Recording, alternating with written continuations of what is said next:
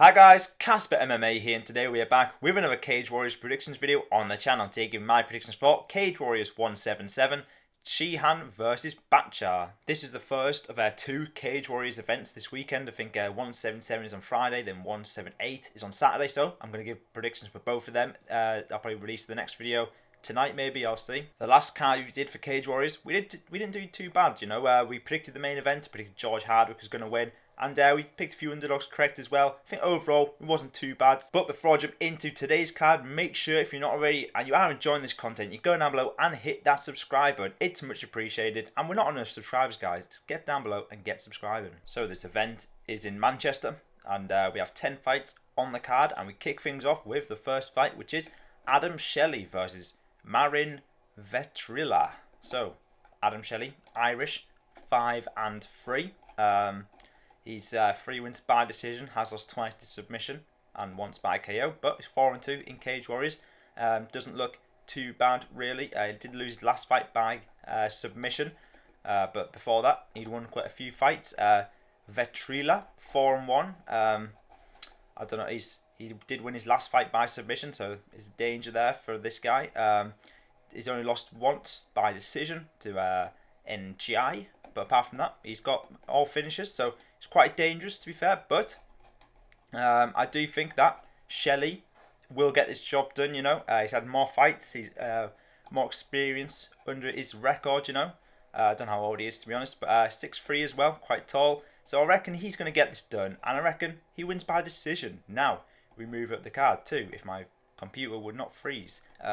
Patterson versus Jan Masek. So Masek, Czech Republic, 1-0, so only one fight, and he won that by submission in round number 3. So fair enough. He's dangerous on the ground. There's Patterson, 0-0. This is his first professional fight.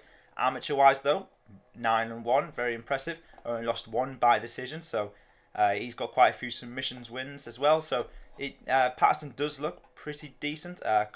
Lots of decisions as well. Wins, only 24 years of age as well. So I think Patterson looks a good prospect here, and I reckon he's going to get the job done over Masek, who is only 1-0. So it's quite similar records. Neither one has much experience. So I just think Patterson has a more impressive amateur record, and I think Patterson is going to get this done by decision. Now we move up the card to Orlando Wilson Prins versus Solomon Simon.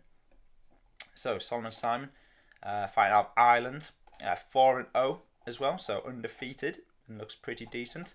29 years of age, all wins coming by finish as well. 2 by KO, 2 by submission. So he is dangerous, this guy. Solomon Simon, very dangerous indeed. Orlando Wilson Prins, fighting out of Netherlands, 5-3 record, 2-3 in Cage Warriors.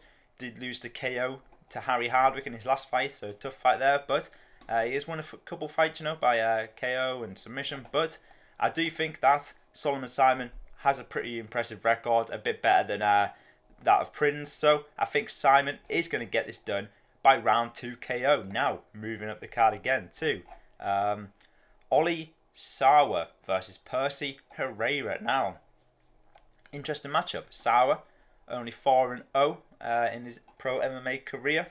Don't have an age because it doesn't tell me on here, but he's 3-0 in Cage Warriors Academy, and then so he's I don't know what the level of opposition he's really fought is. Not very good. I'm seeing here. Most guys have like negative records, really, 0-2 for most guys, but he's got some good wins. To be fair, some literally all KOs in the Cage Warriors Academy. So he's shown he's proven he's pretty dangerous on the feet. Whereas Percy Herrera, not as great record, 9-8. So very like almost like he's almost had many losses. He's had wins. He is 31, so more experience there, to be fair. Most of his losses coming by decision, which isn't as bad. It's not like he's getting KO'd all the time. He did lose his last fight to decision, but before that he had a KO in round number 2. So he never seems to get a big winning streak going, but he has had a few good wins in the past. So it's good. It's not really I don't know how to pick this one here. Do I go with Sarwa because he looked good on the Cage Warriors Academy, or do I go with Percy Herrera with the experience? And I think I will be going with Herrera to get this done. I don't know the odds, to be honest, but I think Herrera might get this done. He's had more experience, more fights. He'll play a part in this, and I reckon he gets this done by decision. Now we move up the card to Joe Middleton versus Jack Dedames. Dedames, yeah, I've probably butchered that name, but English versus English for the first time on this card. Joe Middleton 1-0. So he's had one fight and he won it by submission, dash choke, not too bad. That's all I've got to go for this guy, 29 years of age, looked decent in his first fight. Jack Dedames, 1-2 in his professional record, has lost his last two fights by submission, so I think it's an easy pick for me this one. I will be going with Joe Middleton. He's won his first fight by submission. Jack Dedames has lost his last two fights by submission. I think you can see what I'm going to pick here. I'm going to pick Middleton by submission in round number 1. Now, moving up the card to Angus Hewett versus Michael Tchamou. Or Tchamou, I don't know. He's Cameroonian, interesting name, 4-4. So he's won 3 wins by KO, lost 3 by KO as well. This guy is not going to decision, so pretty confidently say that this fight ain't going to decision either. He's won 1 by submission, lost 1 by submission, so this guy likes to finish.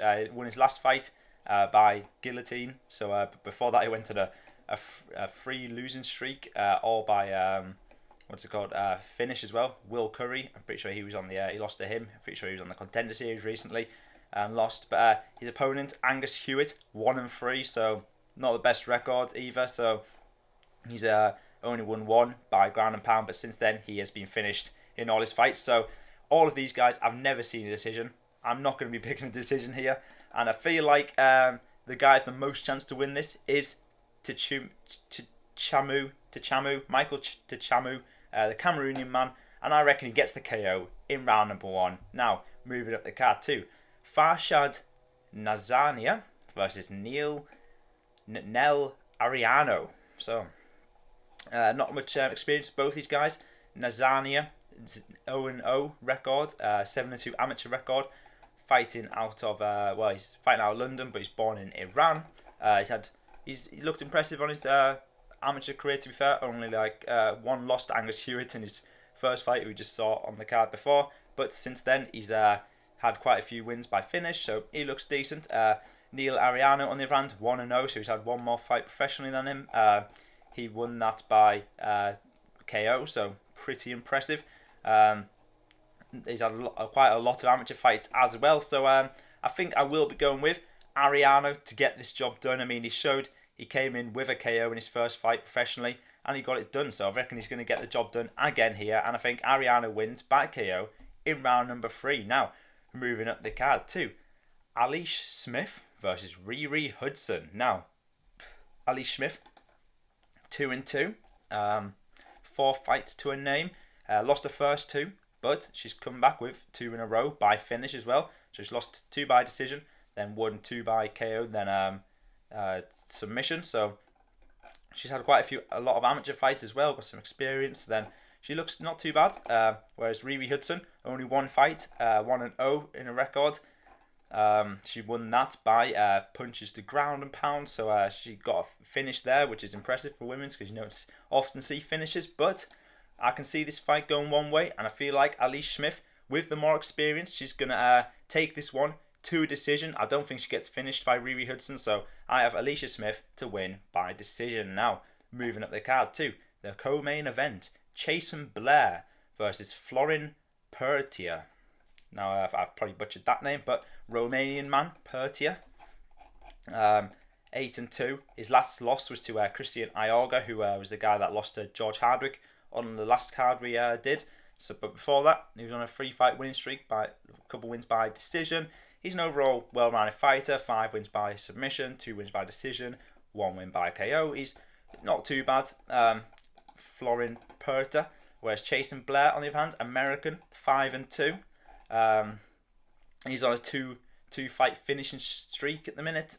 He did lose by submission in his one of his fights as well, but he has looked. All of his wins have been by finish, 4 by KO and 1 by submission. So he's a dangerous man, and I think I can see this only going one way as well in this one. Jason Blair's has 4 knockouts.